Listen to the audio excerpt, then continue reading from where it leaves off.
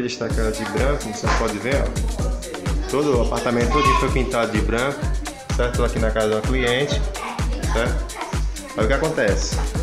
Tem que ser observado da seguinte forma, para ficar mais retinho, que essa parede aqui vai ser destacada justamente com essa cor, ó. Olha só, escolhida pela própria cliente, certo? Então o que acontece?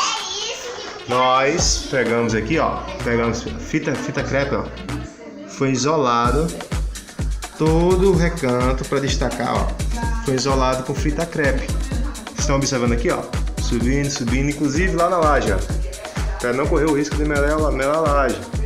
Com um pouquinho de tempo, mas se torna mais, no fim do serviço se torna mais econômico, porque você não tem que corrigir, é só retirar a fita crepe, que ela vai sair bem certinha. Aqui, olha só, foi botado aqui, ó, tudo no nível, tudo no prumo, tudo certinho, ó, até lá embaixo, como vocês podem ver, e recolocada a fita crepe, certo? Vou começar a pintura agora, aí depois eu mostro pra vocês como ficar, tá bom? Final de obra, como vocês podem ver, ó, olha o detalhe, as luzes estão acesas, está mais claro, tá tudo certo, mas acho que aqui deu pra vocês observarem direitinho. Tá aqui o detalhe, vocês viram aqui o detalhe, ó, certinho, certo? Olha só, detalhezinho, como eu estava mostrando a vocês, olha só, a tirinha que foi feita, né?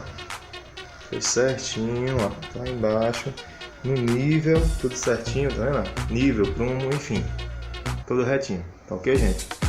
Muito obrigado aí.